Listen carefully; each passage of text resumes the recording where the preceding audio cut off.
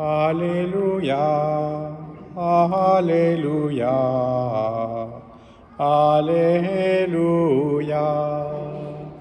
Alléluia, Alléluia,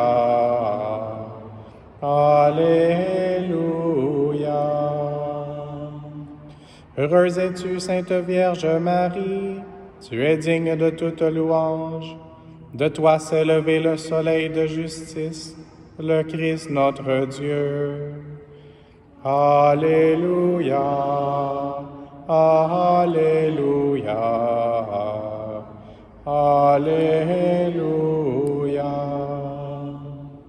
Le Seigneur soit avec vous. Évangile de Jésus-Christ selon saint Matthieu.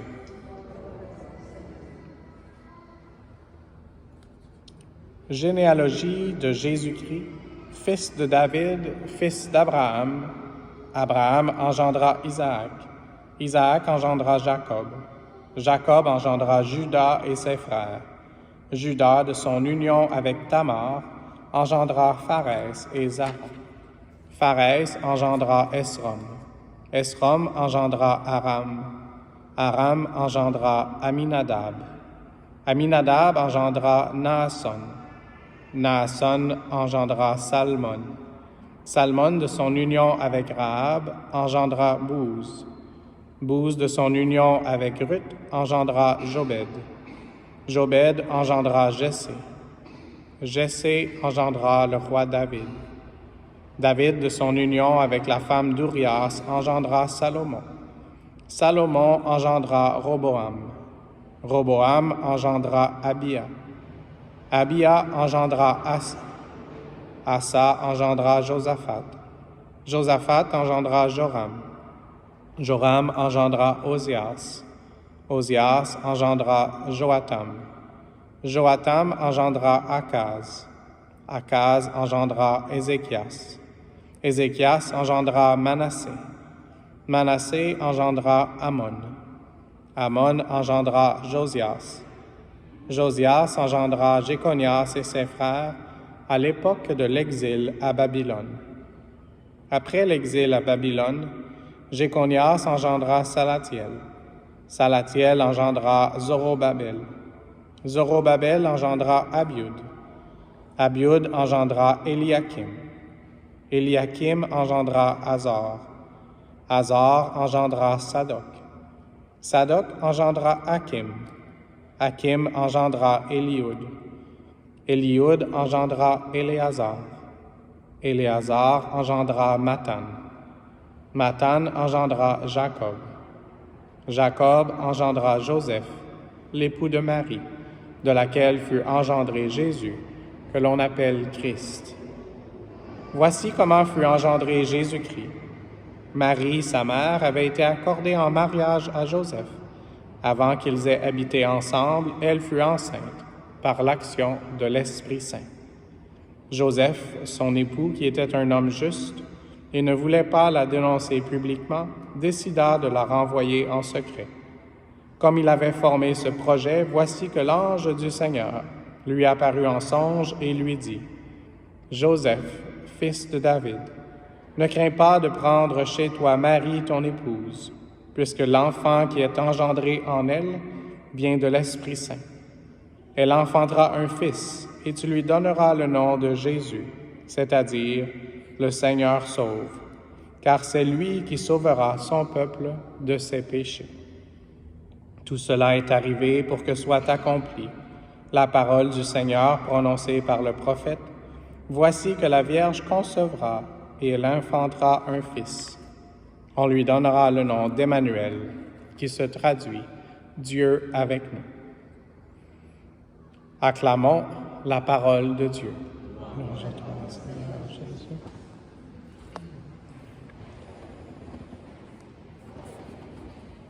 Le psaume était tellement court que j'ai décidé d'avoir la plus longue version pour l'Évangile.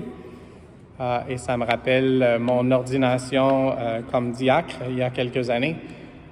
Si je me souviens bien, c'est la première lecture de l'Évangile que j'ai proclamée en public après avoir été ordonné diacre. Et c'était avec Monseigneur Terence Prendergast, qui était l'évêque du lieu d'Ottawa. Et puis, c'était lui qui devait m'ordonner comme prêtre quelques mois plus tard. Donc, on pourrait dire que j'ai passé le test de répéter ces noms-là. Et puis, quand il y a des gens parfois qui me demandent comment prononcer des noms, et quand j'étais en service au Texas, je demandais pourquoi vous demandez aux Canadiens français de dire un nom en espagnol qui est un nom originalement hébreu. Et donc, c'est un peu le sens de l'humour du Seigneur. Et j'ai choisi cette lecture un peu plus compliquée, un peu plus longue, pour montrer que Jésus est dans toutes les complications de nos vies personnelles, nos vies comme Église et nos vies familiales aussi. Et donc, dans cette lecture qui était pour les personnes de religion juive, donc Matthieu avait écrit d'une façon spéciale pour les Juifs, et c'est pour ça que la généalogie était tellement importante avec une société tellement patriarcale. Donc, pour les gens qui sont un peu plus connaissants de la Sainte Écriture, ou aujourd'hui, je vais juste noter qu'il y a quelques choses qui sont très extraordinaires dans une généalogie, et extraordinaires pas nécessairement de la façon la plus positive. Et donc, on a entendu parler de Judas, de son union avec Tamar. On a entendu parler aussi d'une union avec Rahab, et ensuite David de son union avec la femme d'Urias. Et donc, il y a 3 femmes, avant de mentionner la Sainte Vierge, qui sont mentionnées dans la généalogie, qui devait être composée d'hommes.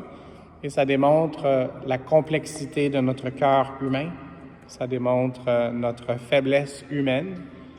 Ça démontre que le Seigneur, justement, a décidé de venir pour nous rendre forts malgré notre faiblesse. Et que Dieu a voulu naître, conçu de l'Esprit Saint, donc c'est un peu différent, mais qui a voulu naître dans la famille humaine, une famille compliquée parce qu'elle est composée de vous et de moi, qui sommes parfois compliqués. Et donc, Dieu ne prend pas de raccourcis. Jésus n'a pas essayé d'éviter la croix. Et donc, il a voulu prendre sur lui nos péchés, prendre sur lui nos faiblesses, nos souffrances, pour nous restaurer avec le Père. Et donc, dans le rite du mariage, on parle, les époux s'échangent les vœux en disant « dans le bonheur et dans les épreuves ». Et vraiment, Jésus veut notre bonheur éternel, mais il est venu dans les épreuves de nos vies individuelles et la vie de l'humanité. Jésus veut marcher avec nous, Emmanuel, Dieu avec nous, dans les montagnes, dans les vallées. D'une certaine façon, par cet évangile aujourd'hui, on peut se rappeler d'une des expressions du pape François, que l'Église est un hôpital pour les malades que nous sommes, pour pouvoir nous guérir de toutes nos infirmités. Et une expression que j'avais dans ma prière alors que je me préparais est qu'on a besoin comme d'une thérapie familiale spirituelle. Toute la famille de Dieu, on doit être en thérapie pour le Seigneur qui nous aime infiniment. Et une des meilleures façons, c'est de recevoir les sacrements. Donc, demandons au Seigneur d'être conscient de son accompagnement à travers toutes les difficultés et les joies dans nos vies, dans nos familles, dans nos propres cœurs. Cet accompagnement où il veut marcher avec nous, surtout quand on est perdu. Et puis l'image qui me venait, c'était les disciples d'Emmaüs. Les disciples d'Emmaüs qui s'en allaient vers la direction pour être encore plus perdus. Jésus leur avait dit « Restez à Jérusalem » et eux s'en allaient en dehors de Jérusalem. Et puis Jésus les a accompagnés. Ils ne l'ont pas reconnu au début, mais à la fraction du pain. Et cette fraction du pain qu'on aura dans quelques instants, demandons la grâce de reconnaître Jésus pour voir la direction vers laquelle il veut nous diriger. Et je pense que la personne idéale pour nous aider à comprendre la direction du Seigneur pour notre vie, c'est Maman Marie. Alors aujourd'hui, un beau cadeau de lui faire, à Maman Marie, alors qu'on célèbre la Nativité, son anniversaire, c'est de dire oui au Seigneur, et le Seigneur qui nous l'a envoyé de la croix, qui nous l'a donné comme notre propre mère. Donc, en cadeau à Maman Marie, demandons la grâce aussi de recevoir l'Esprit Saint pour pouvoir écouter la parole de Dieu dans notre vie à travers tous les événements de la vie, afin que nous puissions marcher ensemble les uns avec les autres et surtout ensemble avec le Seigneur, qui connaît encore plus la complexité de notre propre cœur, notre cœur qu'un des psaumes dit compliqué et malade, afin que nous puissions recevoir la guérison et prier pour cette guérison les uns les autres. Maman Marie, merci d'être infirmière par excellence qui nous amène à Jésus.